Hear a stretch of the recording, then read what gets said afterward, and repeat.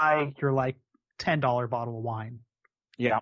And then you throw in some clove, a little bit of orange peel, some cinnamon stick, and you just cook that down for like 20 to 30 minutes or so. And then you just leave that on really low. Are we or mulling throw it in wine? a crock pot. That is how a human would make mulled wine if they were to drink mulled wine. Or you could be... It was on sale. It was like the Firebrand spiced red mulled wine. Okay, man, are you ready to go? I'm ready to go. Now, come on, now crank this motherfucker up.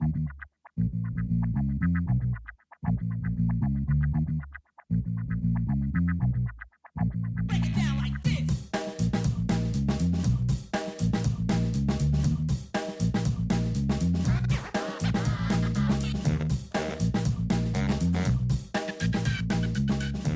Hello, Internet. Gino, that was Guino Greco, here again with another episode of Deep Listens, and today we are doing another Final Film-stasy.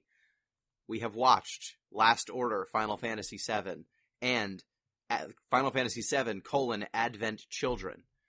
And we must discuss them. We must rank them on our Ranking of Fantasies. And to join me, once again, on this never-ending quest, because they keep making Final Fantasy games, I am joined by Chris ZombiePie Redacted. Yeah, the government came and took my basketball. Where'd my basketball go? You don't get any more basketball. Where is it? It's in Florida now. No. Don't tell me Mickey Mouse has stolen my basketball. Walt Disney's reanimated head is now the commissioner of basketball. I'm No. sorry. Basketball's now just public domain fairy tale. It's nothing but public domain fairy tales, and certain players aren't allowed to play anymore. Well, we had a choice this time in recording a new Final Fantasy podcast, and I would argue we made the correct choice because of the lack of needing to commit our souls into an actual video game, but I sure do feel empty inside. Excellent. That's a great preface to this episode. And we are also joined by our resident Final Fantasy VII expert, Jeff Rud. Oh, no. Hey, just hanging out here with my fantasy boys, my two fantasy boyfriends, my friends in fantasy. Love to fantasy with these boys. Excellent. Today's podcast is not sponsored content. I'm just a proud customer. I'm holding in my hand a Bon Vive Black Cherry Spiked Seltzer. Spiked Seltzer. Let's see. Boathouse Beverage LLC from Baldwinsville, New York. Gino, have you been to Baldwinsville? I have not been to Baldwinsville, New York. Can't say Okay. I have. That's probably Western New York, if I had to guess.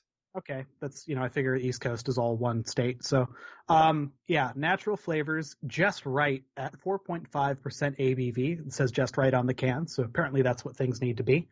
I wouldn't know. I make mead. It's a 45-degree angle joke, right? Did you say you make mead? Yeah. You ferment your own honey? Yeah, true story. Let's try this out. Actually, 45 degrees isn't a right angle, so. All right, I'm going to get set up so when he's done. This actually is the most fruit-forward one of these I've had. Okay. This one's actually not bad at all. I mean, it's bad. It's a spiked seltzer, but this is like a very good, 3 out of 5. So it gets average. Yeah. I could offer you a free can of one of these, and you would probably just be okay with it. I mean, they were $10 for a 6-pack, which, as these go, is almost free anyway. So sure. Yeah. Spouse approves. Drink enough of them, you can convince yourself it was free. Oh.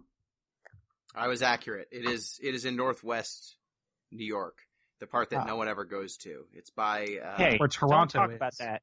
You and your New Yorker slander. You're going to alienate our audience. Next thing you know, he's going to start saying mean things about Staten Island. It's up by the Finger Lakes where and the dump Syracuse. Is, where everyone puts the trash. Yep, it's basically Pennsylvania. Thank God Pete's not here. Ice coldest burn anyone's ever made. Yeah, I make meat. ZP, what were you going to do? Okay, I've got a 2-for-1 deal. Well, first off, I'm drinking a bottle of manufactured corporate mulled wine that tastes like garbage. but I've been told by the expert of mulled wine that I done fucked up. Correct value brand mulled wine. So Did it come in a box? I've got of course, this is a Final Fantasy podcast, so the first 30 minutes of it is just inane bullshit that has nothing to do with Final Fantasy. Yeah. And it slowly, progressively makes Gino very frustrated with Jeff and I, but he just takes it. I never review anything. I just sit here waiting for us to talk about big swords and spiky hair. So I decided to give you all a 2-for-1 deal. Again, me trying to eat quote-unquote healthy things. Thank goodness, the value. So one of these, I've never had this before. I've always avoided it, and I'm going to eat it live on air for the first time. And the other of these I've had before, but I haven't had this flavor. So I have a Cliff Bar, but it is chocolate banana. Huh. I've never had chocolate apparently banana. They make a banana-flavored Cliff Bar. And as I have said before, and this is what brought me to this, I find artificial banana flavor to be absolutely disgusting. So we will see if it's that fucking Laffy Taffy banana flavor or if it's like actual banana bread shit, which I also don't like. First, check, is there banana in it? Yeah. Should Okay. be under the little flap. Yeah, I know. It says banana puree. So Okay, there's bananas in it, so it should taste like actual bananas in it. But I will say all Cliff Bars tend to taste like functionally the same with the same texture, but they like the 10% or so that skews in a direction can make or break it. Banana sounds like it'd be okay in that sort of like mealy Cliff Bar way. Yeah, once you've opted into a Cliff Bar, you know what you're getting. Except for white chocolate macadamia. You're right. It's got that like rolled oats, rice syrupy Cliff Bar flavor. Roll oats. And it doesn't. The banana stuff does not kick in. I mean, the chocolate chips only exist there when you bite into them, and they don't give you enough. Kind of like all of the Cliff Bars that have chocolate chips. Yep. Yeah. Yeah, this tastes like banana bread, but there's like Rice Krispies in it. Yep, that's a Cliff Bar. Yep. All right. Did you review number 2? Okay. Oh yeah. What How would many I give stars? This? I mean, is this a review from someone that thinks that Cliff Bars are okay, but I eat them because it's my breakfast or something like that? It's a meal replacement for some meat sometimes. It's from you. You decide. Yeah, for me, I would give this a 3.5. This is slightly above average. Excellent. All right. The second one, and I've never, this is going to blow Jeff and Gino's mind, but at this point, them knowing my, let's say, eccentric food preferences, maybe they're not so maybe they're not so surprised. So I actually made something. Oh, I was hoping you were gonna be like, here's something I've never had before. Weirdly enough, an apple. No. I made oatmeal. So it's rolled oats, double. Yuck. Jeff's pro oatmeal. Yeah, it's just pure oatmeal with like maple syrup in it. And as most people would say in terms of why they don't eat oatmeal, I just look at it and it's like, nah. I don't like it because it has almost no flavor. I'm going to go ahead and eat this. This says it had maple, brown sugar and maple syrup in it. You need to add so Is this much. made by a certain, Society of Friends member? No, this is the generic Amazon brand. I see. This is Jeff Bezos made this.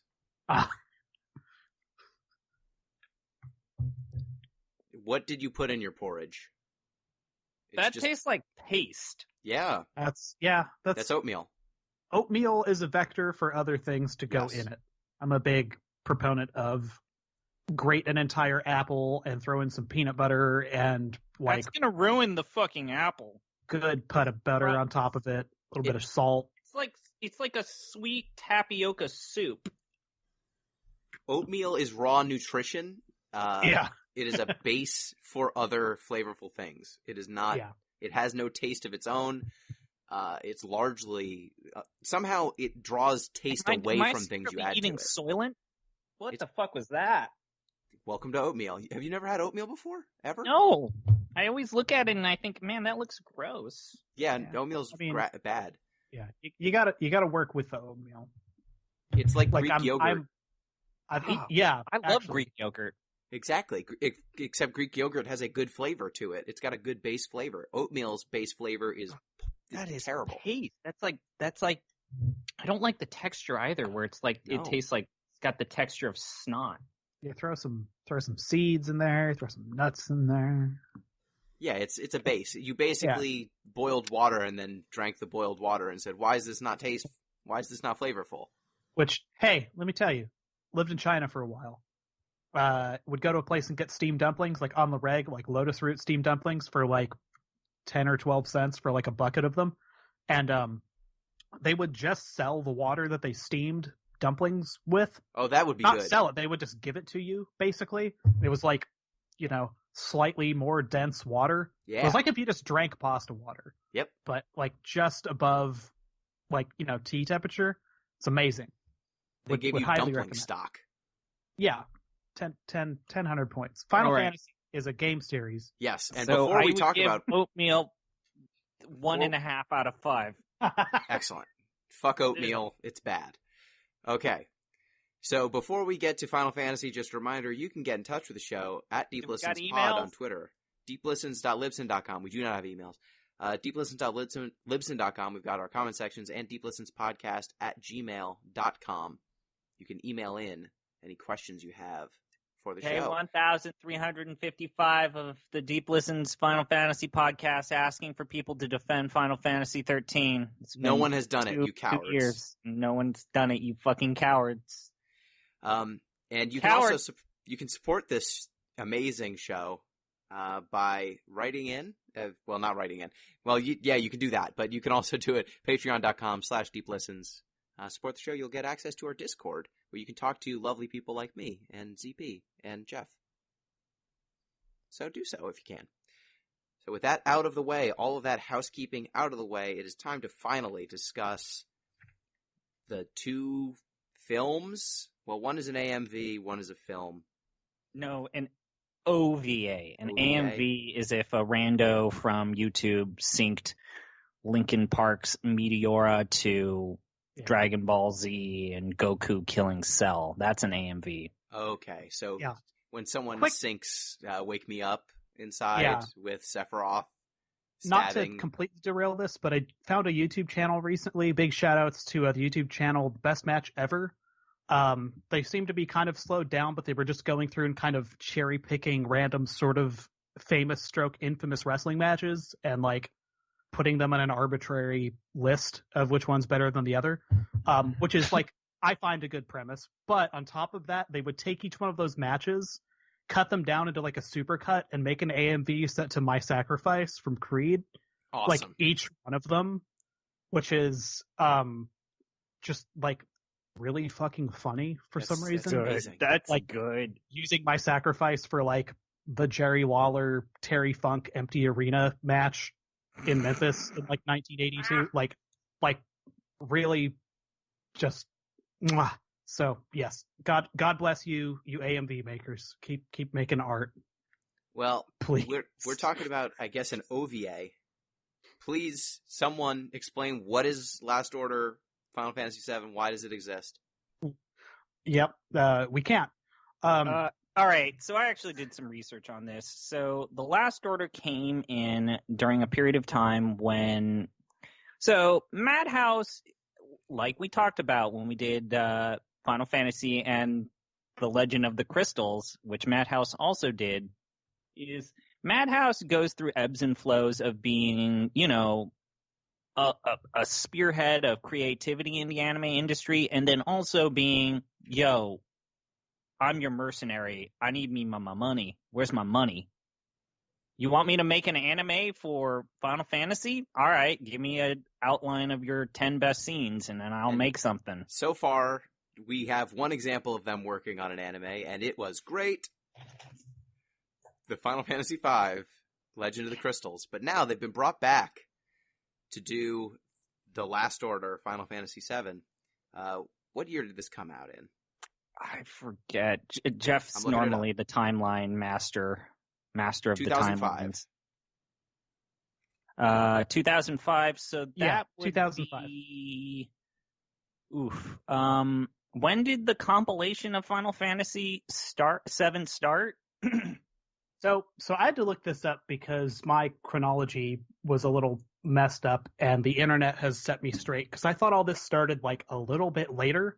Count me as a fool. Apparently, this whole initiative started like circa early 2004-ish, because Before Crisis came out in 2004 and actually predates this thing by about a year.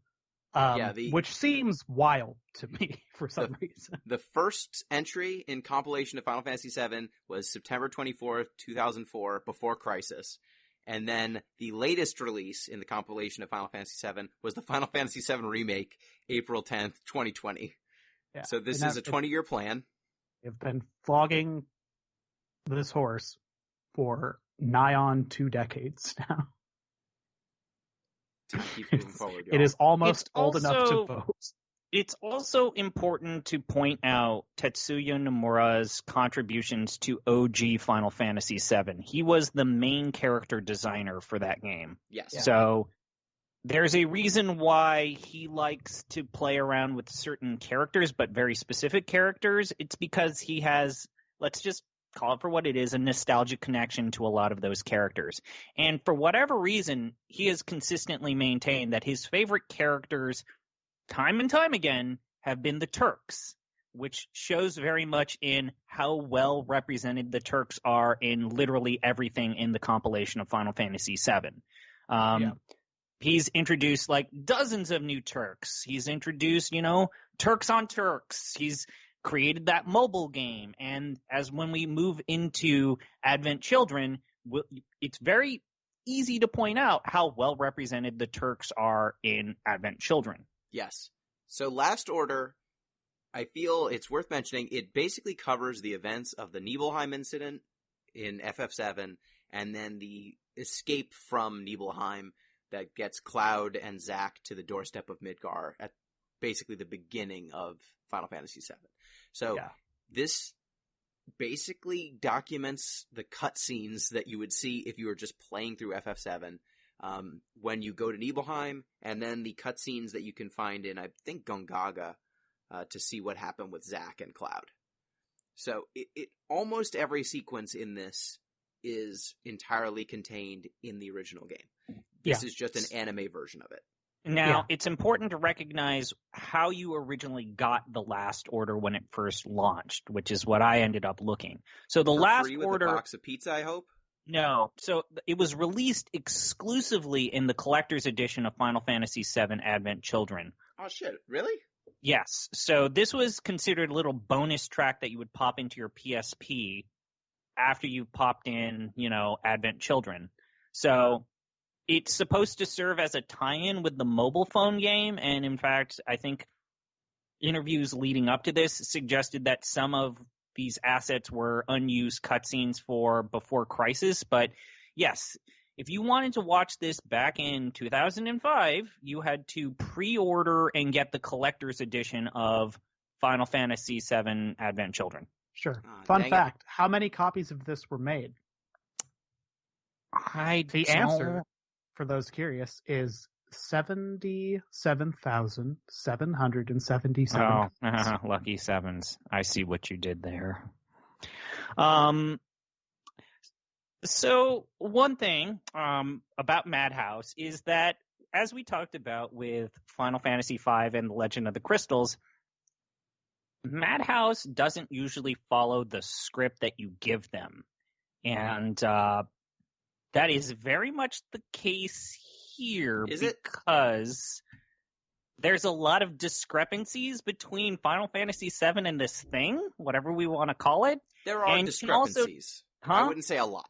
There are like a handful and they're meaningful, but there aren't very many.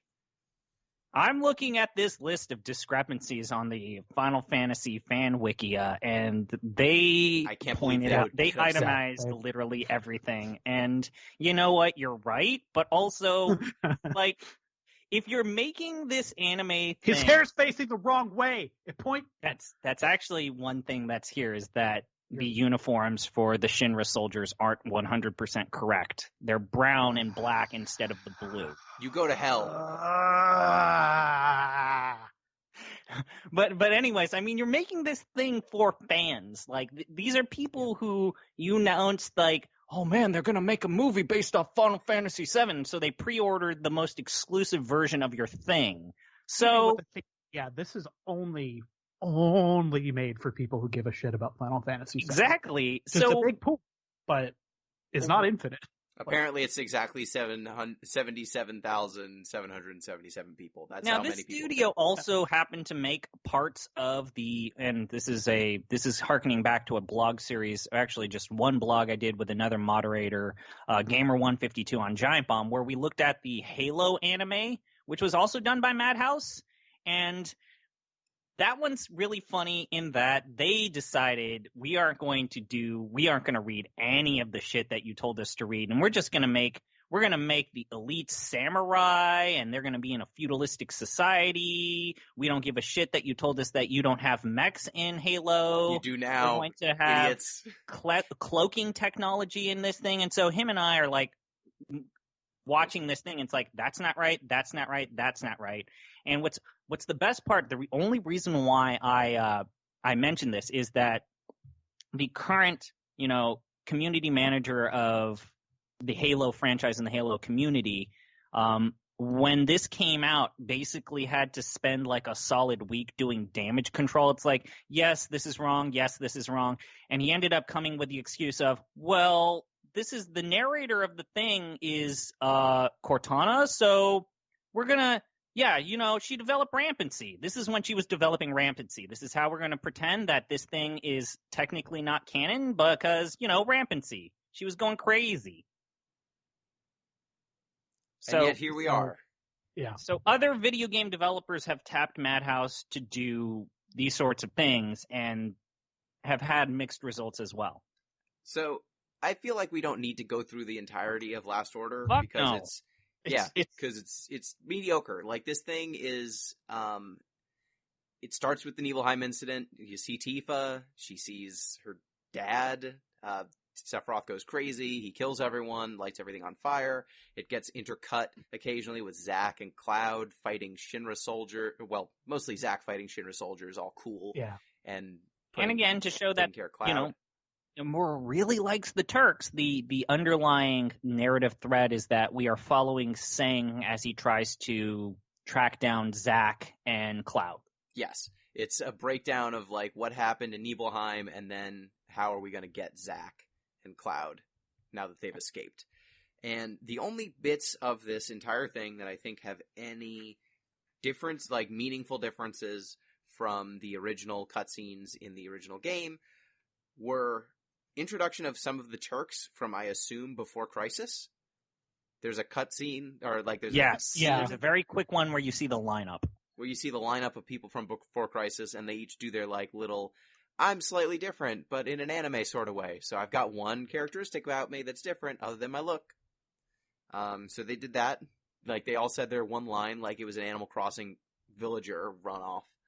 I didn't know who any of those characters were, and never will. That's a shame. And then they also have a slight discrepancy in how Cloud defeats Sephiroth. That I thought was kind of I noticed this as well. Yeah.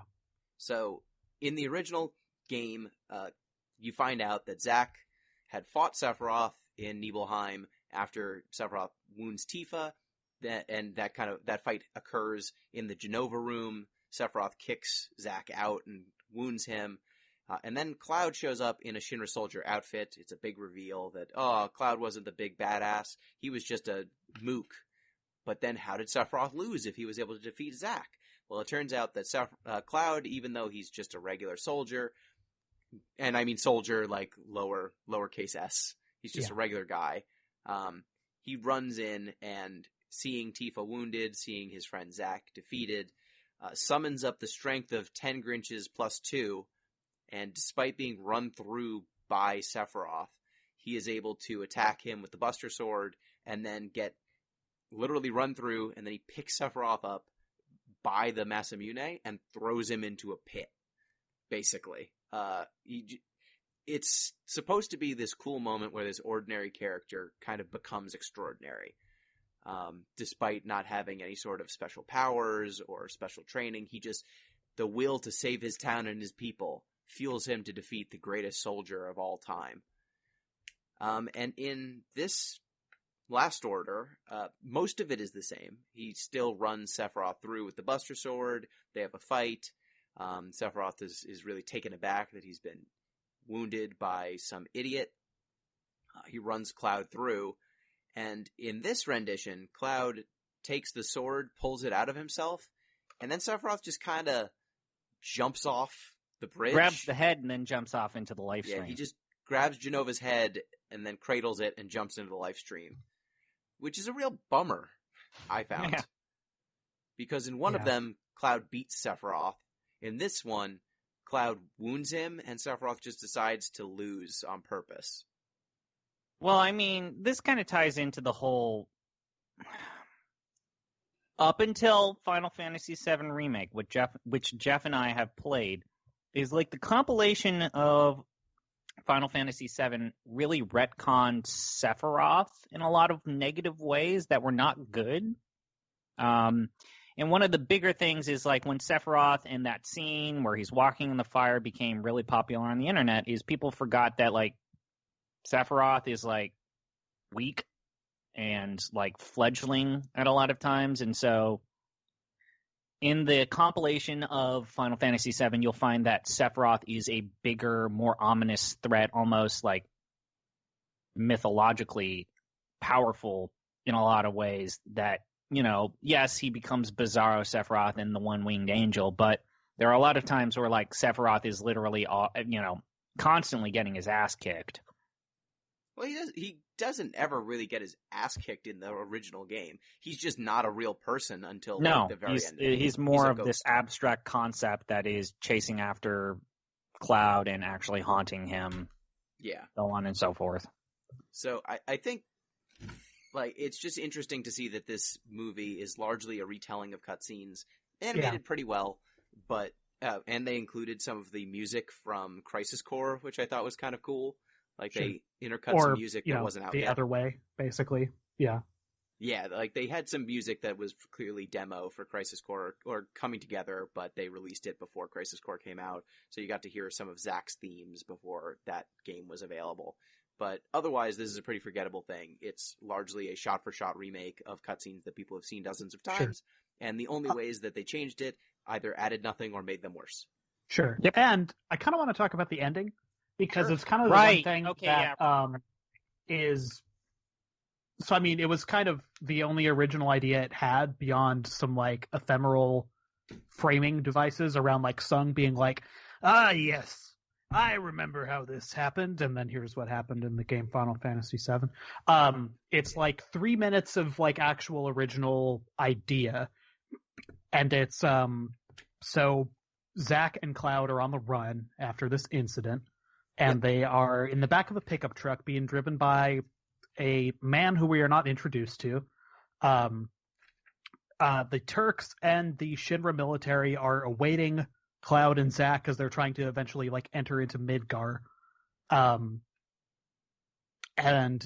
you see Cloud, you know, in the scope of a sniper up somewhere on a mountain. By the way, there's this weird schism in this entire thing between the Turks and the Shinra military who are like, we shouldn't be taking orders from the Turks. We should be doing on our own initiative, like sort of piss fight back and forth. Yep. So it's like, which one of us is going to whack this guy first? Is it going to be the Turks? Or we even let the Turks get these guys, or should we do it? So you get the sniper frame. Everything kind of goes white. Zack's like, get out of here quick. And then you get to credits. So first thought, this kind of ends like Final Fantasy X will. Like a big nothing burger cliffhanger thing. So that's kind of interesting.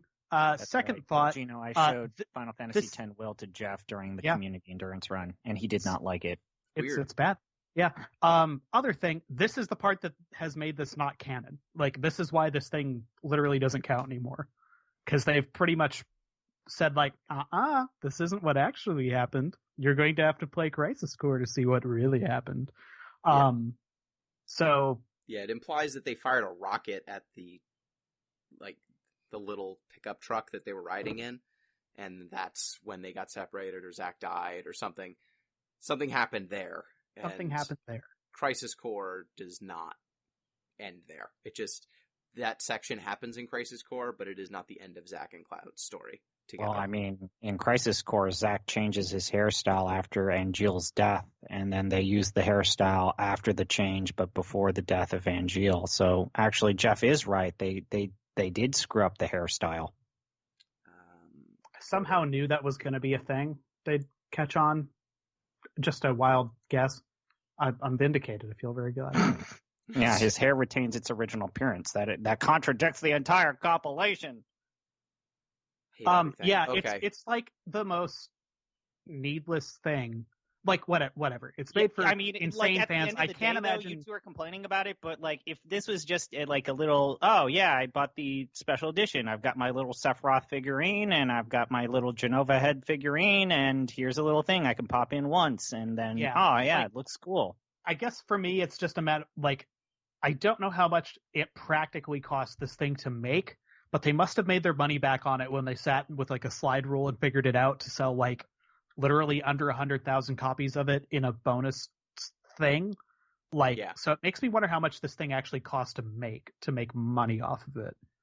Is my only interesting part of it. Like it's as Gino said, it's things you've already seen plus one kind of original idea that's like 2 farts long, and it's for free on YouTube. Yep. It's like in like a glaucoma capture, by the way, if you want to watch one that's subtitled, like blur filter on it. It's terrible. So, man, I went and got my 2-disc special edition of Advent Children when you said it was a special collector's thing, and it is not on the Advent Children DVDs. I was like, oh man, was disc 2 last order? I could have been watching this awesome anime. Wait, do you have the original PSP release of Advent Children? No, I have the DVD. Oh, damn, because there's an interesting thing. The UMD release of Advent Children is actually slightly interesting. Nope, I have the regular uninteresting version. Speaking of which... Yeah, so now it's time to talk about Advent Children, the canonical sequel to Final Fantasy VII, which occurs after... 2 years. 2 years after the meteor fall. Yeah, it's 2 years after Sephiroth. Strictly speaking, it takes place 500 years and 2 years. I just want to point that out. No, 300 and something. Yeah, whatever the fuck number they flash on the screen. It's before... It's before Dirge of Cerberus, but after Final Fantasy VII. Yes. So after Before Crisis. Quick question: did you both watch the complete edition, or did you watch the original cut? I've seen both, but I've only saw the original cut like 14 years ago now with a girl I liked at the time in high school. It was the first time I watched this. On that original run of it, I own the digital version now through one of the major video game platform holders, and so that's the complete version. I don't know which version I own. What's the difference? How would I know? 25 minutes. So did you watch something that was 100 minutes long or 126? 101 minutes long. Okay, so you watched the original cut. Yep. Did they put in the deleted scenes because it needs to be all longer? The deleted scenes, and then also there are some times where they use extended flashbacks from Zack's final stand, but they're the actual cutscenes from Crisis Core, and it's like, this looks like ass. What the fuck? Like, whoa. Excuse me? Yeah, they actually use cutscenes from the video games. It's like, oh shit, maybe people forgot or don't know who Zack is. We're going to put all these cutscenes into this thing. And they look completely unlike the rest of the movie. So I got to poking around, and this all sort of started to make sense after I found this one little piece of information. A lot of this film, in fact, so much of this makes sense, because spoilers, this film is a completely uneventful, really pretty thing, 2005 pretty. And that's because it's made by Visualworks, which if you're not familiar with Visualworks, they're a subsidiary of Square whose entire existence is make CGI footage for video games. That's been their entire purpose in life. They were founded in 1997. The first thing they ever did was the CGI sequences in Final Fantasy VII. They have 2 feature films under their belt, and they are, check this out, Final Fantasy VII Advent Children and Kingsglaive, Final Fantasy 15. Their entire video game, like their entire catalog is literally doing the CG work for pretty much every Square game since 1997, plus stuff they've bought. So like they did the CG work in all the IDOS Hitman games. Absolution. Yeah, like everything post 2012, IDOS, Tomb Raider, Drakengard 3, Thief, Mankind Divided.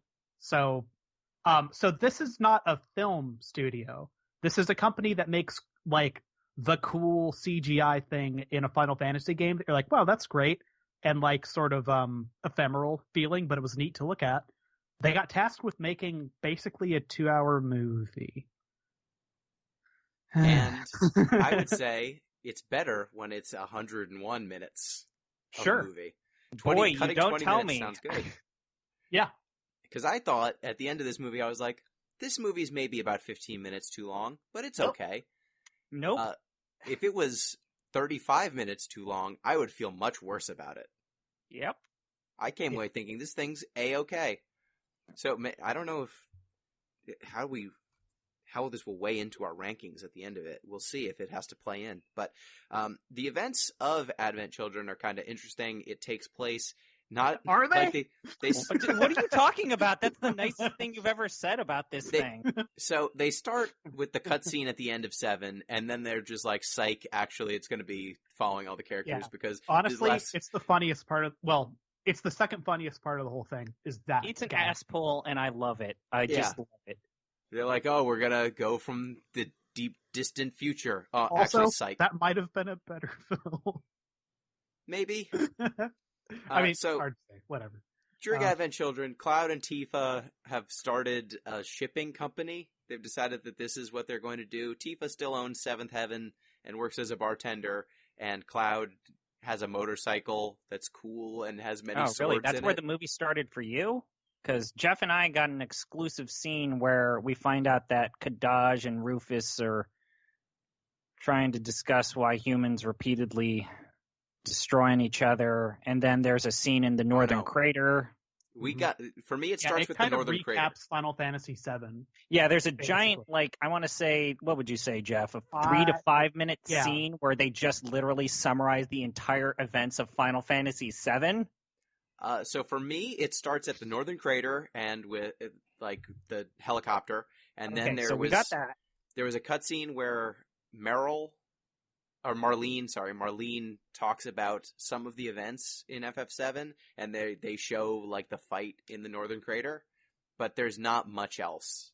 Yeah, that's quick. Just kind of as this kind of goes, the 25 minutes or so they added is literally just extended sequences most of the time. But that when we get to that Northern Crater, just the fact that the camera is just, you can tell that Nomura does not know how to direct, because it just stays on this empty ass cavern with sounds blaring in the background, and there's no cut, there's no action. It's just this static image of this fucking cave. Yeah. And it's is there anything I'm supposed to get out of this? It's I can't hear anything. It's static. It's what do you want me to get out of this scene? Excuse me. Let me just tap. Maybe that's a metaphor for the whole movie. Yeah. Damn. Okay, so Cloud and Tifa, Cloud's a delivery boy for some reason. Tifa is working in a bar. And we get... so wait, is she working the bar, or and then she's also running an orphanage of war children? Yes. Two kids. It's just Marlene and the boy who's got a name. Denzel. Denzel. Yeah. Yeah, Denzel. Yeah, yes, that's it. Jeff, how could you forget the star character of Final Fantasy VII Advent Children, Denzel? Spend a Denzel, surprising talk amount of time with this little kid. Yeah. Like this is something that we'll eventually talk about. Is like all of the new characters suck. Yeah. So yeah, it's Strife Delivery Service, and then we get a cutscene where we are introduced to the villains of this movie: Kadaj, Yazoo, and Laz. So Kadaj is like a little. They're all little Sephiroths. All a basically. baby Sephiroths. They're all baby Sephiroths. It's unclear where they've come from. They're just called remnants. How they were fully formed in 2 years and have Sephiroth-esque powers and special personalities and skills, unclear. Yeah. They've shown up. They're baby Sephiroths. That's all you need to know. Yeah. Each of them have slight personality tics. Kadaj is the leader. Yazoo is lithe and kind of an asshole. And Laz is kind of large and strong and oafish and a baby. Yeah. Yes. Which to just talk about it, I think that they were kind of like, I don't know if they picked 3 characters because they each have different emotional states, or if there was like some sort of trope or idiom guiding these characters. But well, I think it's the tried and true trifecta that every like group of 3 bad guys or 2 bad guys has in Square games, where you have the heavy-set, powerful one who's kind of a crybaby, and the lithe, brainy one who's in charge. Seems to be the paradigm, and then Kadaj is the leader. So it's like Ormy and who's the other person in 10-2? Oh, yeah. The gang of rivals. There's the skinny one and the fat one, and then there's the one who's a balance between. Fuck, I don't remember the name. Aurochs? No, the Aurochs are you. No, fuck. You're the Gullwings, and then you're fighting against LeBlanc and her crew. Oh, yeah, Ormy and Logos. Logos, yes. Ormy and Logos. There's also Salt and Pepor from Chrono Cross. They do a lot of these sorts of things. Buron and Yankee a little bit. Stop. Please stop. Sorry. I'm just saying that this is well-worn territory in these games to have one. What I wanted to say is, though, like, these are fucking carbon copies of literal characters from Square's playbook. And they do almost nothing to, like, other than, tried and true tropes that, we've seen them use countless times. Like, oh, yeah. These characters are nothing. They are, like, it's like they took a glass of water and then poured in another glass of water.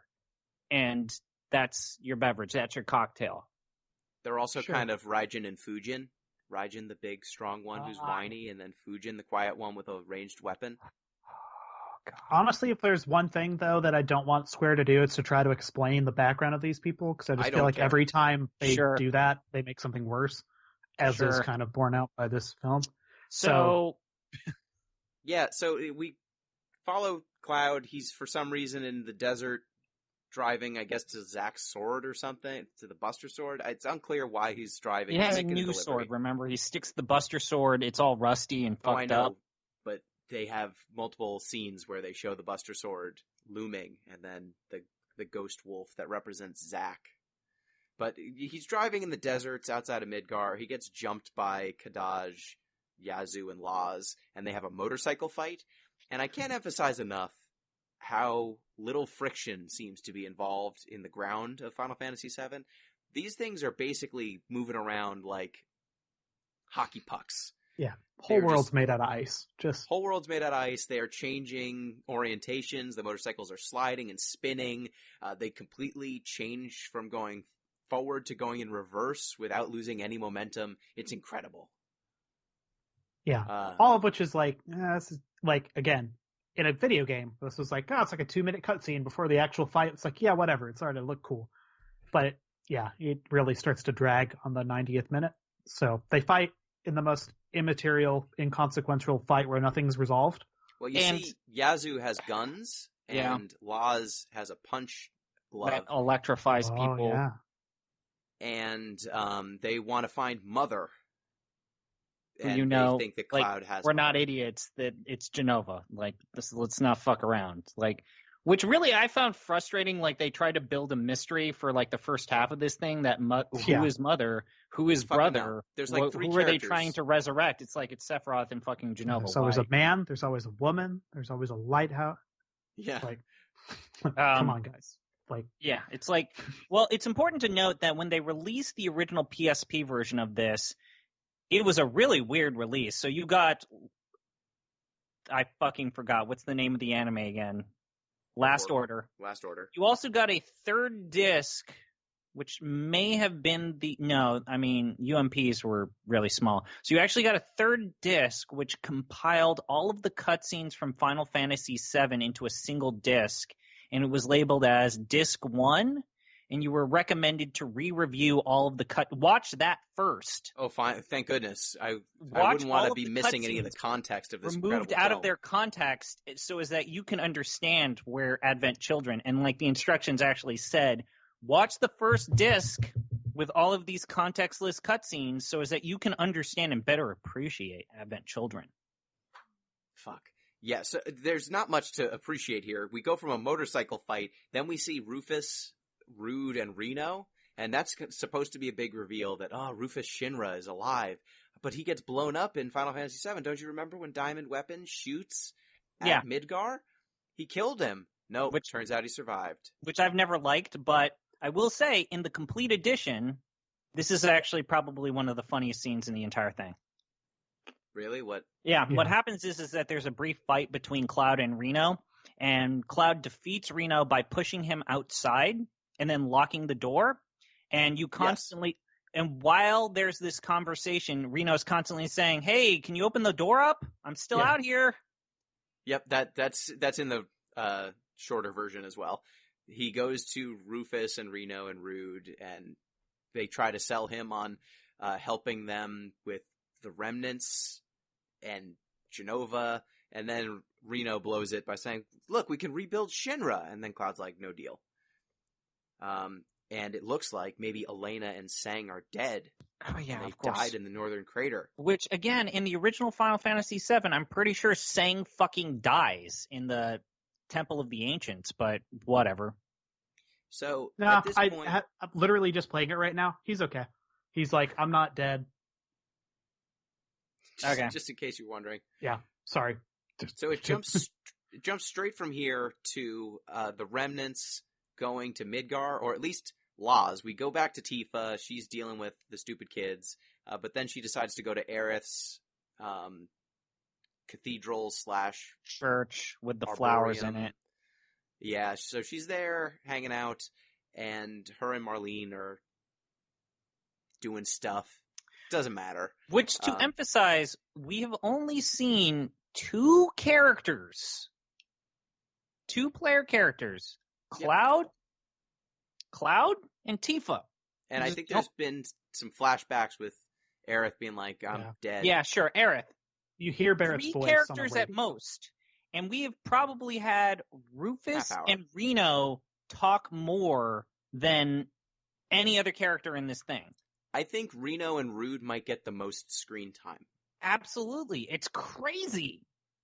It is pretty crazy. They definitely get more screen time than any of the non-Tifa Cloud characters.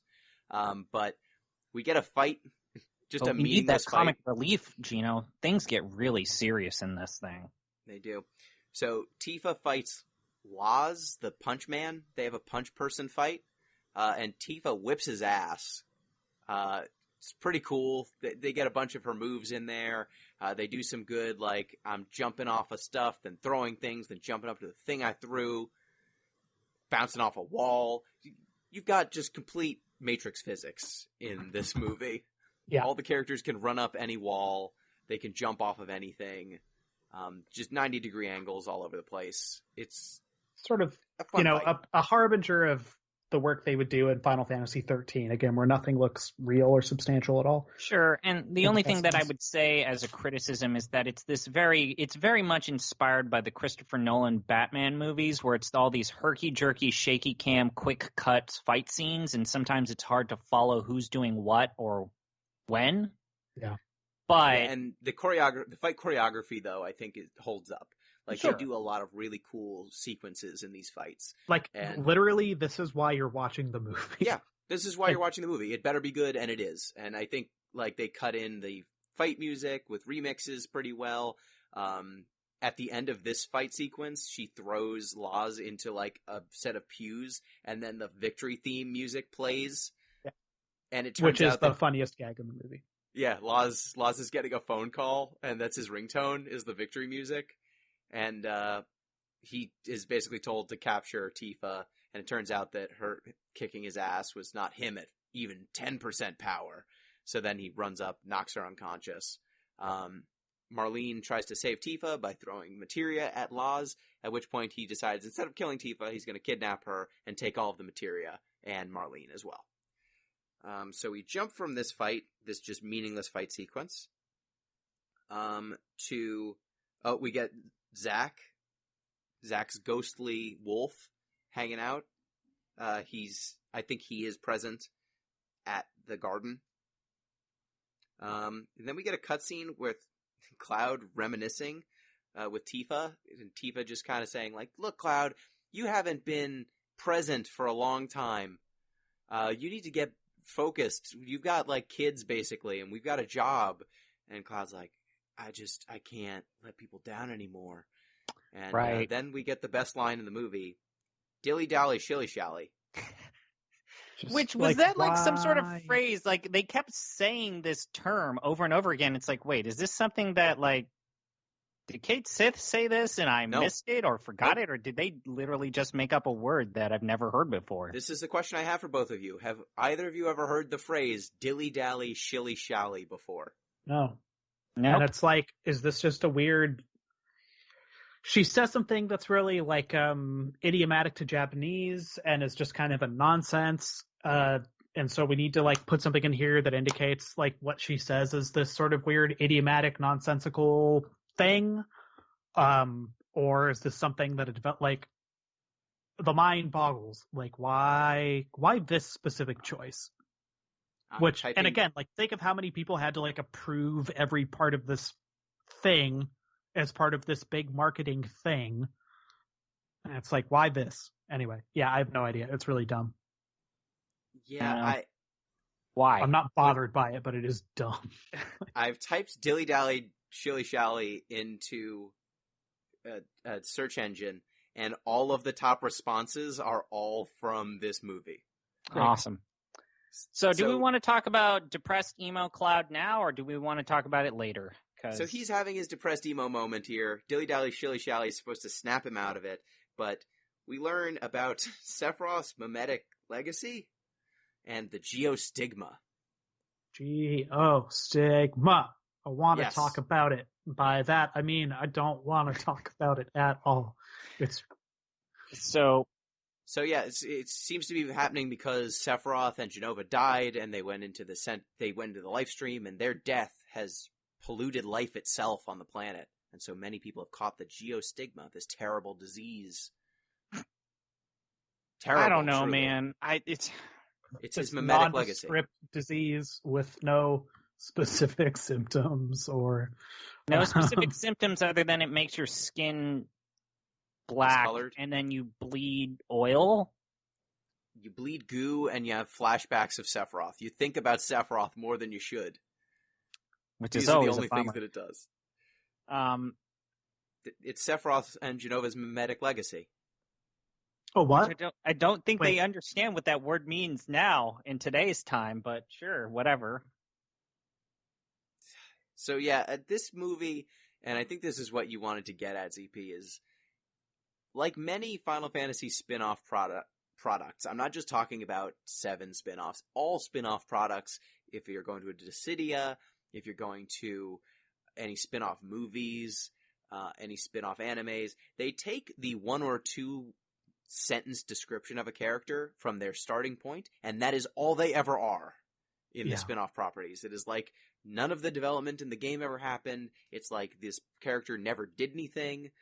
They've gone on no adventures. It is the snapshot of the beginning of the game. That is all they ever are. And this movie kind of suffers from that syndrome. Yeah. Cloud is the Cloud from the first cutscenes of 7, where he's an asshole. He is not the Cloud from the end of the game where he cares about people. And we kind of get a mini arc in this movie of him getting back to the Cloud that doesn't suck. Is that Sure. a fair? Yeah, I mean, it's just the fact that it's a bummer that, you know, the whole point of the ending of Final Fantasy VII is that these people have been released from Shinra. They've broken, like, the form of oppression. And yet, you know, these people are all miserable. This world sucks even more.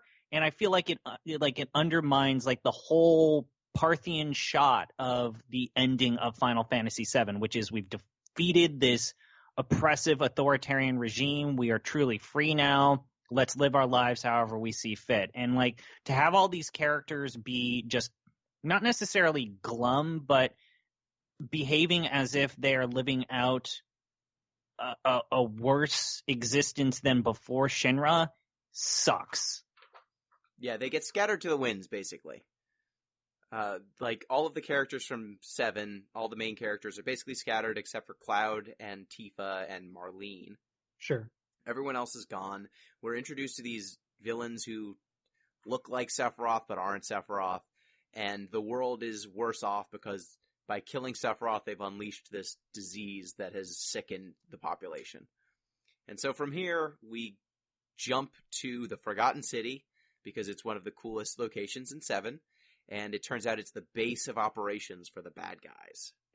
Still beautiful. This is one of the few things that I think that everything here holds up. Everything here still holds up. It's a beautiful thing.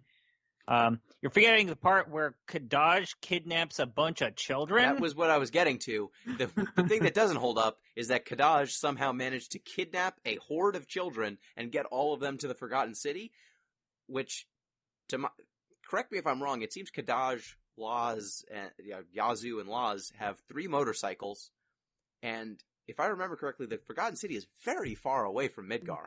Kids fold up real small. In the complete edition, you see them load them up into a truck. Are you really? Yes. Yeah. Okay, because in my version they teleport. Oh, Yeah. Yeah, you see them. So Denzel meets a little girl who has geostigma that she saw get bullied, and then she says that her brother died, and it's like, hey, I know you've got the geostigma too. And so he's like, I heard there's a guy over here who's going to cure us. And then she drags him to this dude. They get loaded into a truck, and then there's even a scene where, you know, so this is our scene, not Gino's scene. Denzel thinks back to when he had his parents, and there's like the image of the broken picture frame with the picture of him with his parents, and then he's in like the devastated ruins. He's got geostigma. This is awful. I hate the fact that I remember this. It's awesome that my version of the movie did not care about Denzel even a little bit. You get a lot more scenes with Denzel, which he's awful. There's no other way to put it. He gets so much speaking time. Oh, He's really? just another character that, you know, always seems like the one thing that, like, artistically, I think does not hold up with these character designs, which we'll talk about in a little bit, is the fact that they all look like they're on the verge of breaking down and, like, crying. Yeah, like, they've very all got wet these, like, eyes. Yeah. big eyes that are full of, like they look wet. They look like everyone's about to cry. Because they are. Because this is serious. They've got the geostigma. The remnants are back. Watch out. It's an emotional time. Yeah, I don't know. Great decision on the original edit to cut Denzel the fuck out of this movie. He exists as a motivation and nothing more. He barely gets to talk. People seem to care about him, but unclear why. Was there a scene where you watch Cloud pick up Denzel and put him on his motorcycle, where he finds him in the devastated ruins of the cities by himself? Nope. God, I would have loved if that scene wasn't in this thing. Yeah, my version has way less of him. It's awesome. God! He's this little kid who's crying, and he's covered in dirt, and he's just like, here's this nice motorcycle. Nope, we don't get that scene. Instead, we jump straight from hearing about them being in the Forgotten City to kids are there, Cloud's driving in there with his motorcycle, and then we have a motorcycle fight with Cloud and Yazoo and Laz again. They have a cool fight where Cloud's got multiple swords and he's blocking on both sides and he's losing, then he's winning, then he's losing, and then he's about to lose to Kadaj. And Kadaj is like, look, kids, look at Big Brother. Oh, we also get a cutscene where Kadaj makes weird polluted water and all the kids drink it. And it makes them Sephiroth mind controlled. He brainwashes the children. Also, this is the point where we see a weird cutscene where the thing goes back to... It literally plays the ending of Final Fantasy Crisis Core. Oh no, they didn't do that in the original cut. They did it in our version. Yep. It's literally the cutscene without any, better technology or a better engine. It's more context. PSP graphics in this thing that does not look like a PSP is outputting it. Well, they have the fight.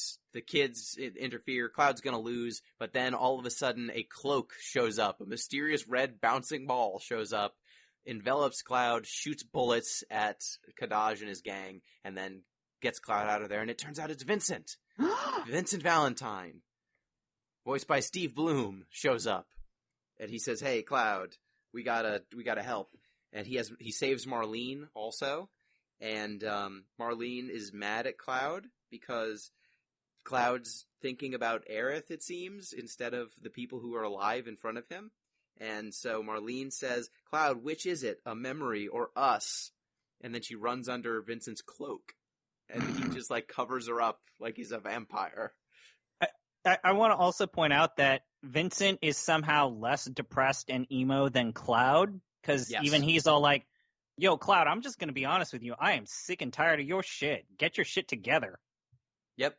And then we get a flashback or a Cloud thinking, there's cutscenes where Aerith seems to be communicating with Cloud. It's unclear if it's a flashback or communication through the live stream, whatever, who cares? Aerith talks to Cloud and says dilly-dally, shilly-shally, which makes Cloud realize that he has to take care of the people who are alive and not be so caught up on Aerith and her deadness. Okay, so this is what the actual manual says. Cloud is visited by Aerith, now a spiritual avatar of the live stream. Yes. Okay, yep. So she's magic live stream juice. Talks to him, says dilly-dally, shilly-shally, and he's like, "Yes, of course, dilly-dally, shilly-shally. I must be engaged in my life." And we get a cutscene because Cloud's phone falls into the water in the ancient, the Forgotten City.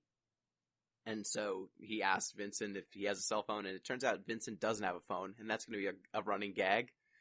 And but now we assemble the remember, Avengers. the person who tried to call him was Yuffie. Yeah, we assemble the Avengers now. We get a bunch of cutscenes of people calling Cloud, saying, "Hey, we're going to get the gang together. We heard you need help. We're coming." And so we get all of these different characters having their one line saying, "Yeah, Cloud, we're coming for you." And then, did you notice where the phone lands? The part where the materia from the necklace lands. Yeah. The No. pool. Wait. What? It falls on Aerith's bones. It's what it seemed like to me. What? Are you It no. Look at it again. It definitely falls where the materia fell. But I think it looks like bones, man. That's I don't know just if the look of the ancient city, the Forgotten City. I don't know if characters have bones, but for me, I think it fell on Aerith's skeleton. I'll look into that. There's no fucking way, dude. They did not desecrate the death of one of the greatest. Oh my god! He drops her into the water and then she falls down. She doesn't turn into live stream juice. So I searched, do Final Fantasy characters have bones? And the second result is, let's see.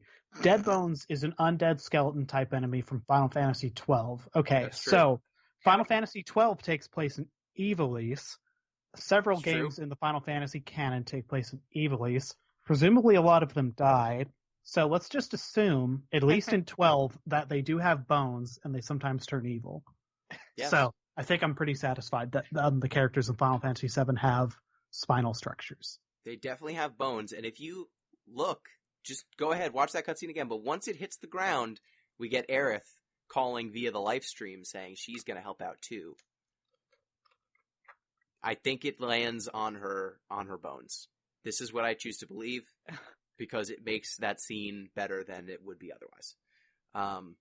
So the gang assembles, and then we jump to Yazoo and Laz in the town center from Dirge of Cerberus.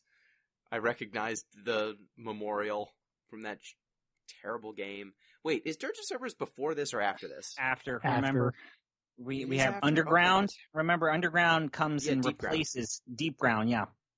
I'm just making sure because the memorial that's in the center of that town center, is present in Dirge of Cerberus, and it gets fucked up in this movie. So I guess it's implied they rebuilt it. I There's just now a also fight want to sequence. say, I don't know if I appreciate them putting a happy face on Shinra after we literally saw them commit war crimes. Oh, you didn't like how they were happy fun times?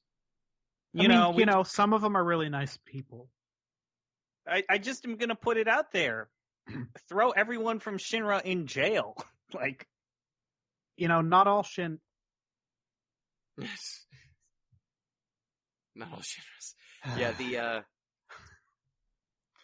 we forgot to mention Kadaj and his gang put a bunch of materia in their bodies. So I they like can do that magics. animation of like they actually merge the materia into their bodies. Like that I thought was cool. Because I always wondered, it's like, what are we doing with the materia? Do you just put it on a necklace? Do you just like snap your fingers and then the magic comes out? Canonically, it's just shoving it into holes in his sword, which was like not totally spelled out, but in remake, it's literally on your sword, like it's there.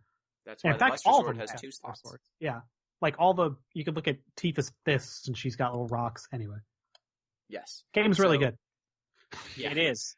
We'll talk about it at some point, maybe, but probably. But that's how you know they're bad guys, because they add the materia to their bodies instead of in slots in their weapons. So in this sequence, Kadaj is talking to Rufus about where's Mother, and then he thinks that Mother is present in this memorial that was created after the battle with Sephiroth, and so they've surrounded the memorial with children, and they're gonna mess it up. And then But why did he need the children? Unclear. The people of Midgard don't like that their kids have been kidnapped and brainwashed, and they want to fight about it. But then the bad guys summon a bunch of monsters, and the monsters start killing people. But then the Turks show up to help, and they try to fight Yazoo and Laz, and they lose because they suck. Yeah, Reno and Rufus, and it's Reno and Rude. And reduced to comedic. fucking chuckle fuck comedy relief characters at this point, which but They're doing slapstick stuff. But It's at great. the same time, it just highlights how they get more dialogue than any other non-Cloud and Tifa Final Fantasy character. Yeah. Yep. And so they get their asses beat, and it's funny to see these like superpowered folks fighting against what seem to be fairly normal guys with Mooks. just extra skills. Like they do squats and sit-ups. They're highly trained, but they can't fly or do weird magics. So they're just like some of the other characters run up vertical walls. Reno has to clamber up. He's just climbing really fast. And that happens multiple times, and I enjoyed that. But their fight goes on for a while, and then Kadaj summons Neo Bahamut. No, it's Bahamut Sin. Because remember, Neo Bahamut and Bahamut Zero are good guys. This is Sin Bahamut. Okay. The It official looks a lot Wikipedia article has it listed as Bahamut Sin. It looks a lot like Neo Bahamut. It sure does. But It sure does. don't it's piss bad. off the Final Fantasy Wikia people, Gino. Don't do it. Great point. So then Reno and Rude, they're like, hello, and then one of them's like, hell no, and they run away. Also, Rude has his sunglasses broken, and he's really sad about it, and then he just produces another set of sunglasses from inside of his jacket, because he has the power of infinite sunglasses. Sure. Oh, do you also notice what it says on the memorial? Oh, shit. I remember reading it, and then I forgot. It entered my brain, and then it left. Keep on rockin' in Midgar. Are you goddamn kidding me? Brought to you by the Shinra Corporation. Are you goddamn kidding me? No. Rockin'. Somehow better than somehow better than I remember it being. It's amazing. This game's trash. This movie's weird and bad and good at the same time. That's the Bahamut shows up and then the squad assembles and they fight it. It's the best scene in the goddamn game when you actually watch these characters perform their limit breaks, help each other out, and finally the game gives you I don't know. This is a movie. I can't say enough. This is a movie. That feels like an actual movie. These characters are working together. These are characters that we know because I'm just going to put it out there. When I saw Edge, Laws, and Yazoo, it's like, what the fuck am I even watching? But here, we've got an evil dragon monster in the backdrop of Midgar. Like, everything kind of lines up, and it's the best scene in the movie. There's just one problem. We've got an hour to go after this scene. Yeah. Well, you have an hour to go after the scene. I had about 20 minutes. Oh, yeah. It's I don't know. It's like when you play a modern Final Fantasy game and that someone like accidentally says the word crystal and like a little angel smiles. It's like, oh yeah, these games are still about something. Oh, it's nice. Like that's what this whole scene is. It's like, oh yeah, it's just the thing. Ooh, I know that. I know that's Chappie. Like, that's Chappie the scene. Yeah, and there's just a bunch of sequences of the characters who you love doing their limit breaks, doing combos, which is cool. Like, Barrett's under attack. Oh, he's falling. Oh, here comes one of the characters who can fly, and they save him. And then they keep working their way up, and it culminates in one of the coolest sequences where Cloud wants to go and fight this giant dragon that is flying higher and higher into the sky. And to do it, he jumps, and then each of the other characters comes and like climbs up this gigantic building and gives him a boost. They all jump under him and then give him a leg up, one at a time, until Tifa just kind of hurls him, and he keeps accelerating. He cuts through a gigantic fireball that Bahamut has shot, and then he performs Climb Hazard on the dragon and kills it. It's cool as hell. And then, remember, the last hand that reaches out and grabs him? Aerith. Yeah, it's the best scene in the entire movie. It's a damn shame that this is not the actual climax of the film. Yeah, I think that the next fight actually is just as cool, but it's a bunch of needless complex bullshit though. Oh my god. So we have this fight, it's awesome. And it turns out that Rufus had the head the whole time. Yeah, it's a small box. I want to point out, like, I refuse to believe that tiny little box could fit a fucking head. I mean, right. So we established that, like, the normal human characters in Final Fantasy games have skeletons, right? Okay? Yes. But Jenova is not from the planet that they are. Maybe Jenova doesn't have a skeleton. So when you try to smush her head into the box, it's just kind of a soft, smushy head. So it just like just pushed in a little cigar box and just kind of goes. She's like a jellyfish. Yeah, like a flan. Not the monster, which has a skeleton, as we've discussed. But like a flan you'd eat. Anyway. I think it's also worth mentioning Jenova at this point, like you chop her up into arms and legs and shit, and they live and do stuff. Jenova's weird. She can fit in whatever she wants. There's enough pieces of Jenova to build a cathedral. Basically, it's like Martin Luther. He's talking about like idolatry. Anyway, yes. That's a Protestant Reformation reference for those of you in the audience. Yeah. So I think that they had one of the best lines of the movie here when Rufus reveals that he was holding Jenova's head the whole time, and he says, "A good son would have known." Yeah. Hey, quick question. Yeah? Notice how, like, Kate Sith is, Dad? No, Kate Sith is in here? Yeah. Does this movie ever address that Kate Sith is actually Reeve? Yeah, we know that Reeve calls when they're assembling that's right. The squad. He calls and it's like, hey, do you need some help? Yeah. Right. Reeve likes to present in the cat costume, and everyone's just kind of okay with it now, and, like, we don't want to yucca yum. I'm just saying that if he was, like, the lead engineer of a megacorp, he could, like, I don't know, make a mech suit or some shit like that at this point. Well, again, my bigger complaint instead of being a cat that rolls dice. Look, I still wear my original fursuit, despite the fact that I can. So You I can need afford a better one? Well, remember, there's the On the Way to the Smile episode Denzel, where you find out Shut that up, Reed shut up, was shut up. Don't talking talk to about it. Denzel Shut in up, the shut OVA up. of Johnny's Heaven. That's another and he's podcast. actually trying to help him recover from his geostigma infection. Help.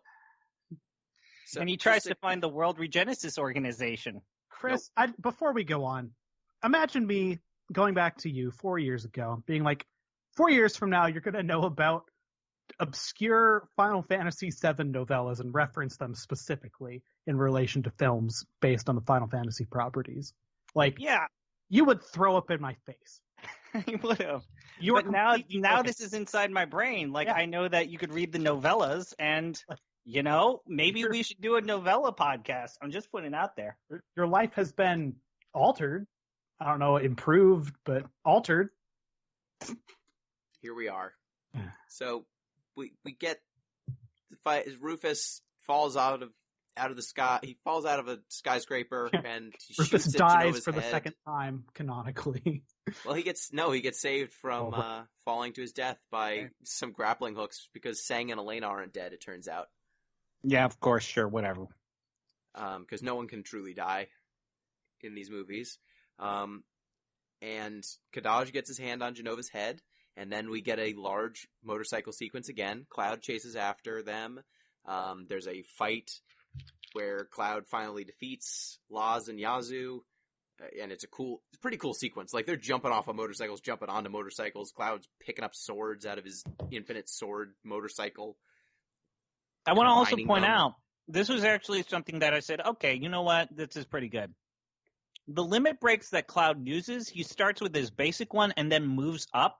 Yeah. Like, he uses Klim Hazard to defeat Bahamut, Sin Bahamut. And then by the time he gets to Sephiroth, he actually uses Omni Slash version 5. So, Yeah. You know what? Credit to them. They knew to do that. Yeah, he uses Blade Beam, he uses Braver. It's awesome. So here he fights them, and then as he's kind of escaping from fighting those two, they're, I think, on one motorcycle at that point, and Reno and Rude show up again, and they've made bombs, and they blow up the highway behind Cloud. Yeah. So that's pretty good. Then we get Cloud and Kadaj fighting for a little bit, and there's a remix of the Genova music, which is cool. Yeah. I want to say, the music in this thing, pretty great. Yeah, I like specifically how it remixes the original score. This is peak Black Mages. We've got a lot of just like new metal style remixes of Final Fantasy VII songs, and it works pretty well, I think. Right tone, I would say. It's very early 2000s. And then at the end of the fight, after Cloud has kicked Kadaj's ass, Kadaj is like, haha, I've got a secret second move. I'm going to hug Genova's head into me, and then I'm going to become Sephiroth.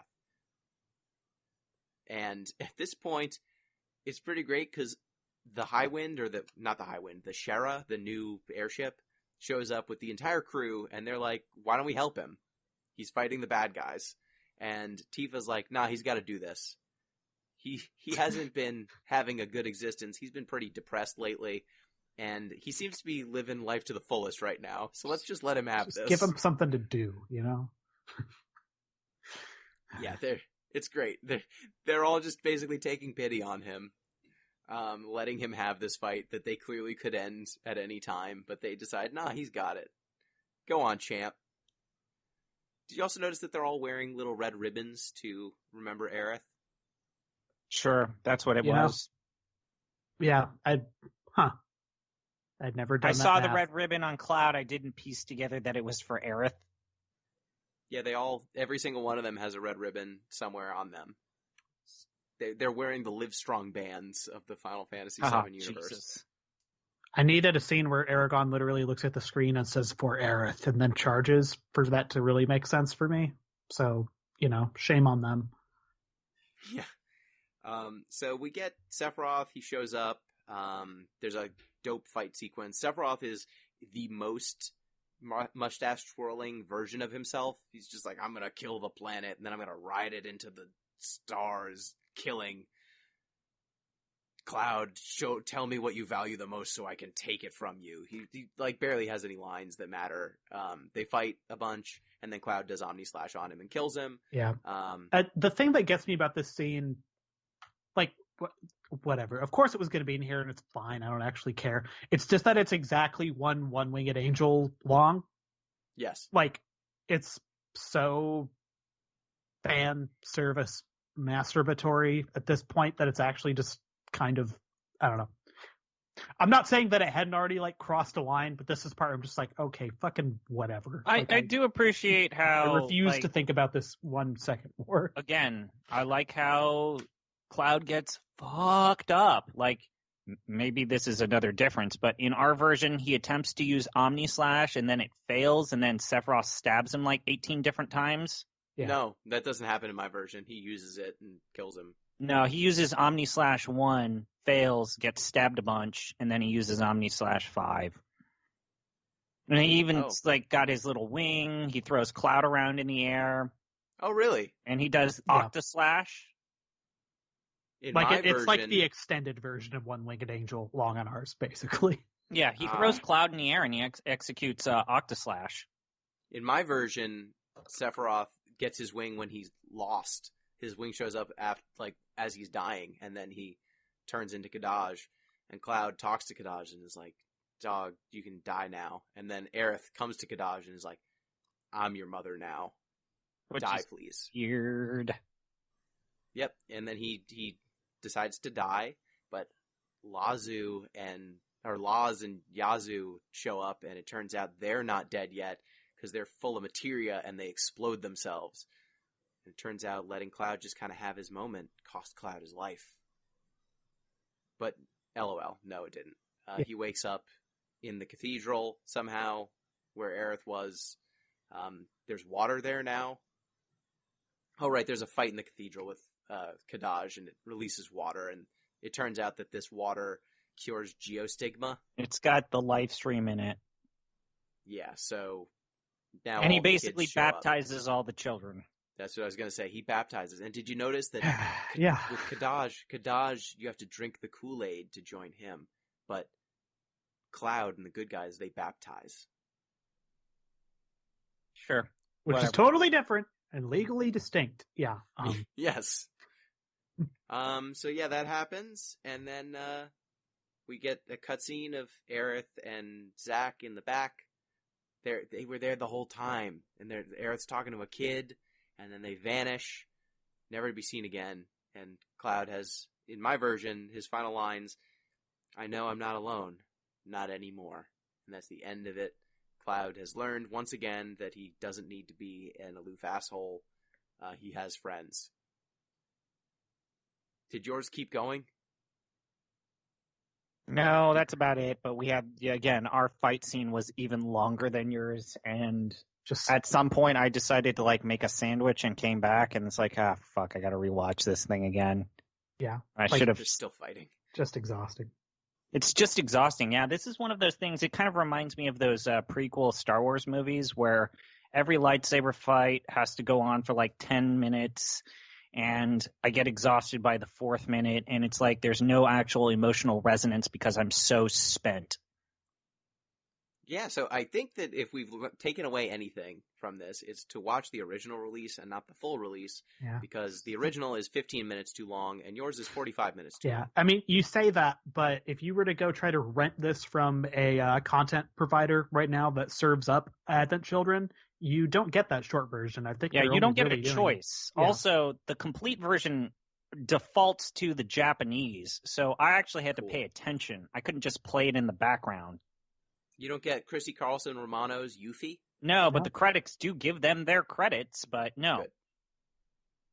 Okay, well, I think that's it for Advent Children, and now it's just time to rank this. So I want to read 2 sentences just to give you a final idea about this thing. So, this is from an interview from GameSpot.com.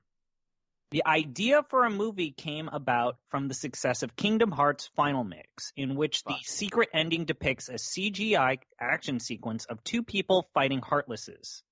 Director Tetsuya Nomura had the idea for a full movie with, quote, lots of cool scenes. especially fighting scenes, and thought, on a whim, Final Fantasy VII would provide good source material for this movie. The development team thought the ending movie for Final Fantasy's Final Mix was the best way they could do that, but Nomura was certain that with better technology, they could surpass it. So Kingdom Hearts gave us this. How does that make you feel, Gino? That actually makes a lot of sense. This all makes sense now. Help. It's never going to stop. So we got 2 rankings to do. Yes. So first off, just a reminder, the current master list of Final Fantasies is as such. In first place, for now and forever, Final Fantasy IX, followed by 10, 7, 8, 5, 12, the trading card game, 1, Final Fantasy V, The Legend of the Crystals, the film, FF10-2, the film FF The Spirits Within, Mobius, 10-2 Last Mission, Final Fantasy II, and the worst Final Fantasy game for now and forever, Final Fantasy XIII. So, I nominate that, let's start with Last Order. Sure. It is worse than 9. Yeah, almost. Sure. It's 25 minutes, though. It's 21 minutes. 4 of those minutes are credits. Sure, but it's 20 minutes. It's true. So it's worse than 10. It's worse than 7. It's worse than 8. It's worse than 5. Worse than 12. Worse than the trading card game. Worse than 1. I think it is worse than Legend of the Crystals, the other Madhouse film. Because... Oh, yeah, 100%. Like, yeah. We still talk about the story of Legend of the Crystal because we still shook. Yeah. At no point did I feel shook. Like, nothing happens in it. Like, nothing. It's 0 calorie with no flavor. It's exactly that. It's like you're asking me to review a glass of water. Yeah. So, like, from the bottom up, like, clears 13, I think. Yes. Clears 13 because it's 21 minutes long. I think it... Does it clear 2? Yeah. Does it? 2 gave me anxiety playing it, and the mechanics are broken, and there's like fucking monster closet shit. I like 2 more than both of you. And I still think it goes above it. Okay. I think it's better than... Okay, then I think it's better than 10-2 Last Mission. So it's probably... I like Mobius more than it. I think Mobius is weird and exploitative. But there's more to enjoy about Mobius than Last Order. Okay. This is fine. We're in the bottom of the list. I mean, Mobius is going to die soon. This is going to live forever on YouTube. So... Okay, congrats to our new 4th worst Final Fantasy product, Final Fantasy VII Last Order. And now, Advent Children. It's worse than 9, worse than 10, worse than 7, worse than 8, worse than 5, worse than 12, worse than trading card game, worse than 1. Is it better than Final Fantasy V, The Legend of the Crystals? No. Okay, so maybe I'm in the minority, but I still think about the campy nonsense of Final Fantasy and The Legend of the Crystals. I still think about that. That butt glows. The child's Brain, butt glows. Ghost Child, Tetsuo. The goblin boobs. Boob goblins. The Queen. The dominatrix. Yep. That is a lot. However, just riding a dragon. Did either of you at any point during Advent Children go, fuck yeah, look at that? Because I think in multiple fight scenes, it's quite good. Like, the action is very good. But everything that strings the movie together is so fucking bad. Yeah.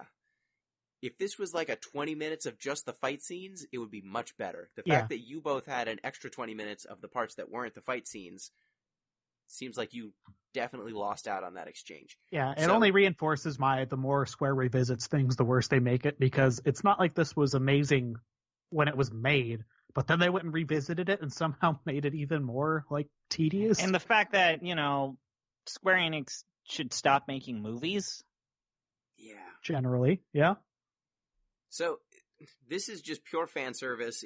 Everything that it adds to the Final Fantasy VII canon is bad. or forgettable. So But nevertheless canon. As opposed to FF5. I like how Jeff and I are laughing. They have never referenced the Legend of the Crystals. The Legend of the Crystals has been orphaned. It's now public domain. Oh man, Gino, you Go really to archive.org and download this copy of Final Fantasy V, Legend of the Crystals. I own multiple cards that contain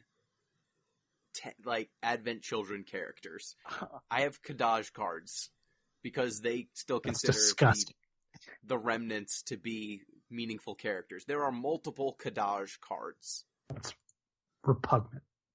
It is. You know how many Boob Goblin cards there are? None. How many? I forget what the girl's name is with the glowy butt, but she doesn't have a card. I mean, okay, like you could do the CNC stuff for Magic the Gathering cards at some tournaments. That's okay. What if you just CNC'd some, you know? Yeah. Like, what if you reskinned some existing cards and were like, you know, child pornography card, like whatever, you know, like Steiner's the dude who gets turned on by getting whipped. God. Yeah, Linily, right? That's the glowy butt one. Yeah. Jeez. So, what do we think? I think that I personally put Final Fantasy V: The Legend of the Crystals higher. Yeah, I think I'm convinced. I don't like doing it though. It's campy nonsense, but I think that there's a fun, loving spirit to 5 because clearly no one was looking. Yeah, like this feels very produced and to less effect. Like if you are, and there's a significant number of these people, someone who is very, very in love with Final Fantasy VII, this is like not even a choice for you. Probably not. Yeah, if you are like a choose your words carefully, Jeff. If you are somewhat more objective about the world, yeah, I think that's fair. I think our proclivities are to reward the nonsense that should not be, rather than this heavily produced cash grab. Yeah, and like every second of this. And I know I continue to bring this up, but I really do hate how Advent Children informed many games, more than one, and informed them in a very bad way, and set Square and what they were trying to do with Final Fantasy VII, pulling its corpse from, its grave in the wrong direction for a literal decade, which they've only recently now righted that ship with the release of the remake. Sure. It's not even just like it's that, and then the fact that the whole compilation project was like, this seems like an interesting way to like distribute content. What if we did this with like, a whole movement of games? What if we did like a fabulous new Crystal world of like a trilogy of games, and like it just led them down a dark road, and this was like maybe the most mainstream visible part of that thing. Yep. This eventually sired Final Fantasy XIII in some way, like if not in practice, then in spirit. Like the same thinking got us there, and this list has a place for that game. So it does. So we'll go under Final Fantasy V: The Legend of the Crystals. That game is punk rock. FF10-2. I think that this is worse than 10-2. Dilly. I thought you were going to make an argument that this is better than 10-2. No, I think 10-2 is kind of, yet again, this fun, ridiculous thing that should not be. But the tonal shift, it is a ray of sunshine in this list. Like, there's a bunch of things in this list that are not fun, and I think the rays of sunshine are like 9, Legend of the Crystals, 5, 10-2. Those are the fun ones. I don't know, man. I mean, so you've got two things that, again, Square used as an excuse to inform, the post credits for two beloved franchises and games for years to come. What moments made you say yeah in Final Fantasy X-2? What parts made me say yeah? Yeah. The part where I had the dress spheres and I was changing them into the different dress spheres and I was like leveling them up. I was like, wow, songstress, weird. Okay, I'm a Dark Knight. That's cool. Oh, I'm a mascot. And then there's that concert. Remember the concert? Sure, that's the best scene in the game, but Yeah. Yeah. Again, Remember the that's concert you at want the to talk beginning? about something that's misplaced. That happens in the halfway point of the game, and we have to keep playing it. Remember the opening cutscene? YRP in position. These are the two good parts of the game. I like the ending. Remember the sphere break? Jeff, do you have a dog in this pony show? Do you have a horse in this race? It's Nuge. Because you have strong feelings about 10-2. less strong than you think. God damn. Yeah, like, I don't know. This feels like we're talking about functionally the same thing. Yeah. Like, they're, man. Unnecessary sequels to better products. Yeah, that's exactly it. It's the, what if, hey, did you want to know why this is the way it is? It's like, no. Do you want to know what happened to this character? It's like, no, I'm good. Thank you. But someone, either A, someone really wanted to know, or B, oh my God, we need to get some money coming in, like right now.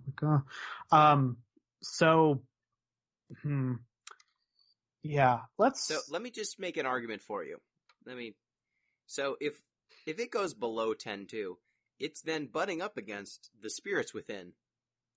And I think this is a better product than the Spirits Within. Yeah, Yes. It entertained someone. Yes. Like, had an audience as opposed to, like, no audience at all.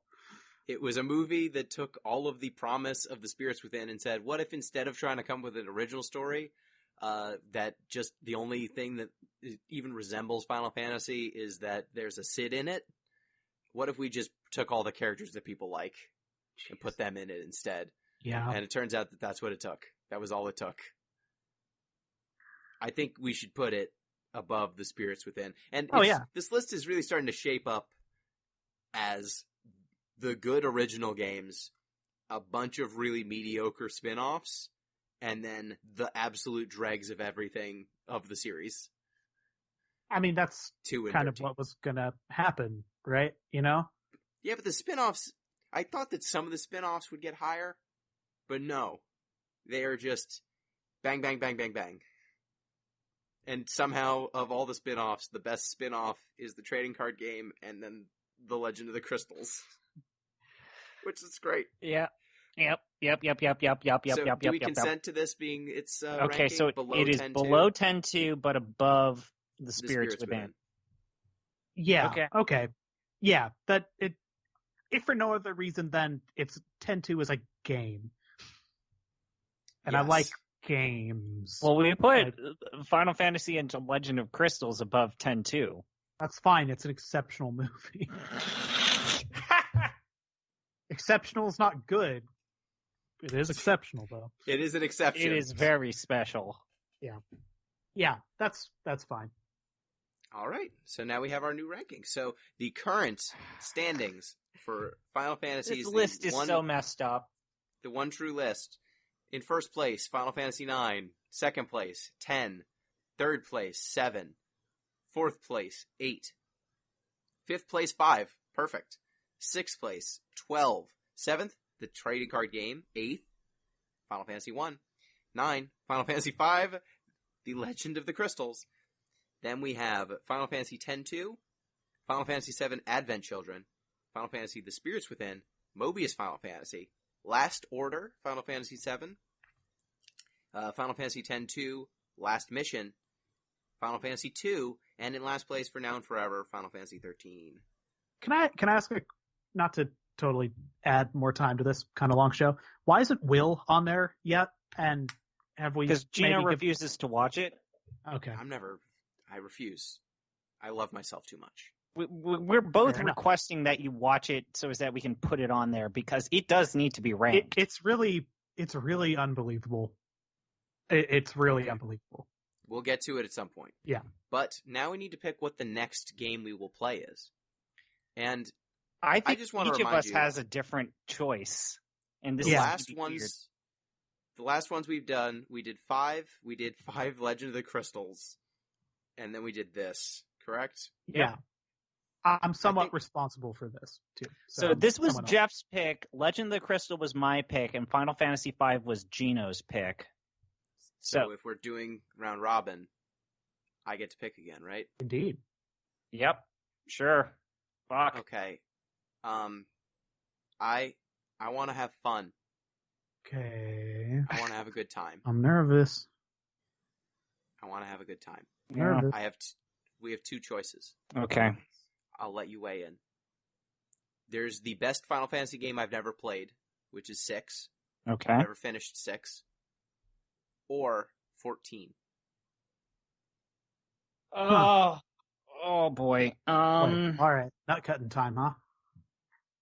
So basically, you're going to force us to pick between one game that will take up the majority of our summer vacation or summer, or another game that will take up the lion's share of our summer.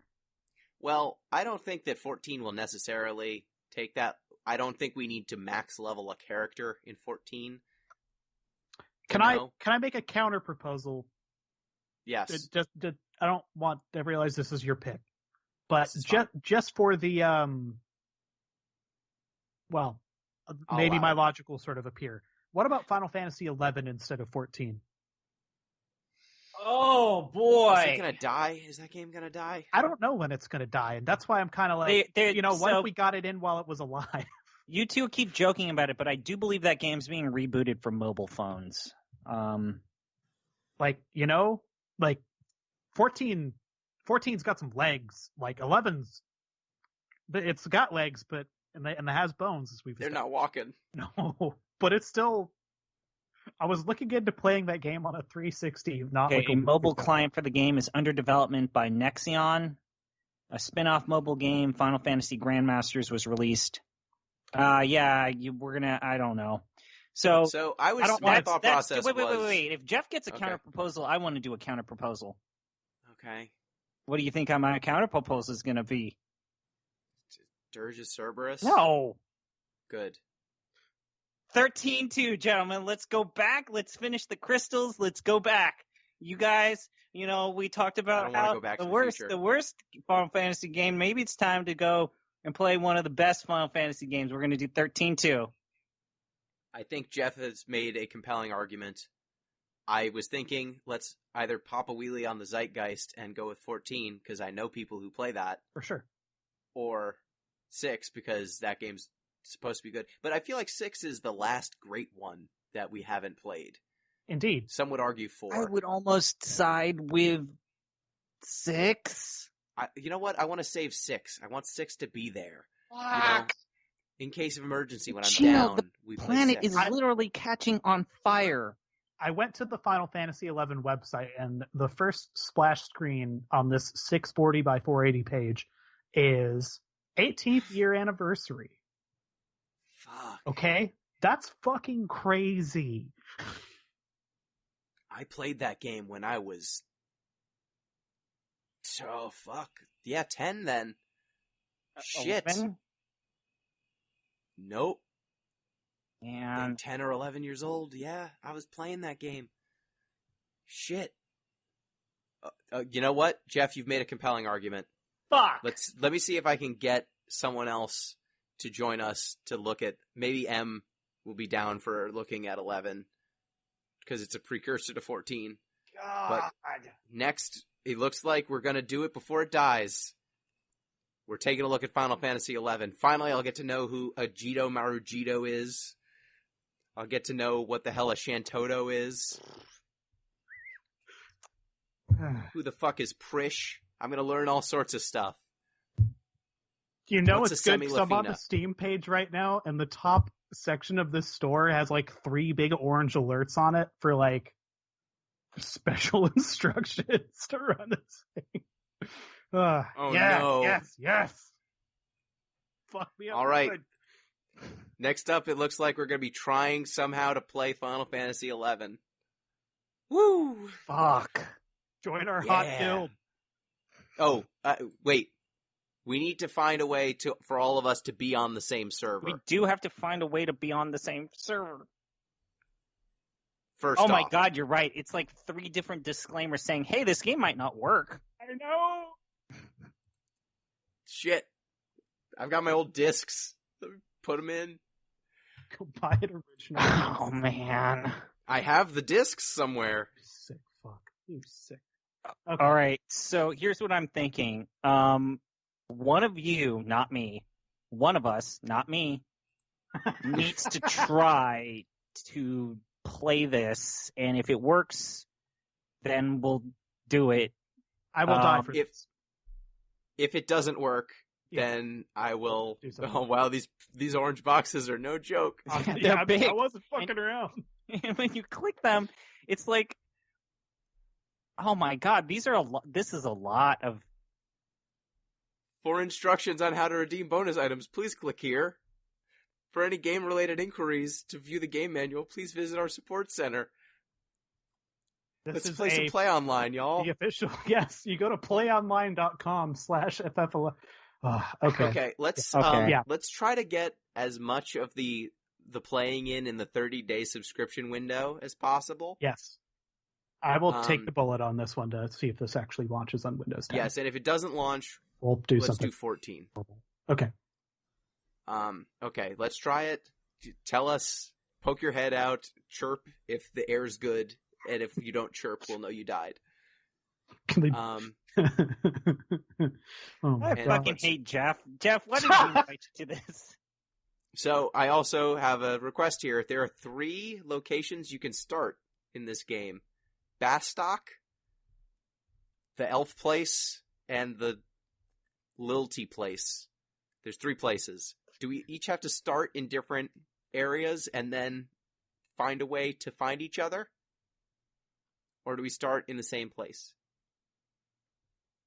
I don't know what you're talking about. Did you speak in English? Well, he's referring to, the content in this game, which includes expansions like Rise of the Zil-Art, Chains of you need to watch out for them. Treasures of Ot-Urgon, Wings of the Goddess, Seekers of Alduin, Visions of Abyssia, Heroes of Abyssia, a Moogle Coup d'etat. I think I own a copy of this game. Wait, a Moogle Coup d'etat? I own the Ultimate Collection Seekers Edition of this game, but I don't own the actual game. Okay, let's. I don't know. I want to see a Moogle commit a coup d'etat. I'm putting this in my cart. Okay, we'll try to figure this out. We'll try. I think we should each start at one of the different starting villages, and we can report back. Because it's like World of Warcraft. You got to pick: are you the Alliance or are you the Horde? Are you the Bastock or are you the Windhill? I'm just saying that I would like to. We are neophytes going into a game with an established community that is 18 plus years old, and if I'm going to do that, I want one of you to be there with me. We need to find a way to struggle towards each other. Yeah. We're gonna find the fun. Ugh. Okay. All right. Thanks, everybody. Next time we're playing an MMO. It's either 11 or 14. We're gonna find out which, and you'll find out with us. So thanks, Jeff. Thank you, sir. Thank you, ZP. Dilly-dally, shilly-shally. Thank you to our listeners. Reminder, you can get in touch with the show at DeepListensPod on Twitter, deeplistens.libsyn.com. We've got comment sections and deeplistenspodcast@gmail.com. You can also support the show on patreon.com/deeplistens. Till next time, peace!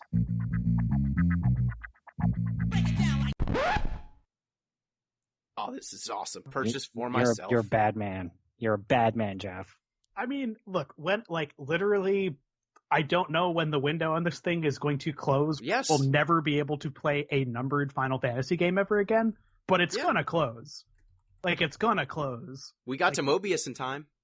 We're T-minus 5 years on the outside of when this will. Yeah, I mean, the last expansion pack came out in 2015, which means this thing is five years old. This game was old enough to vote. Yeah. Not much. Guess what game we're playing next? We're playing Final Fantasy XI, the MMO. It's 18 years old. It's an 18-year-old massively multiplayer online game. Can you hear her going,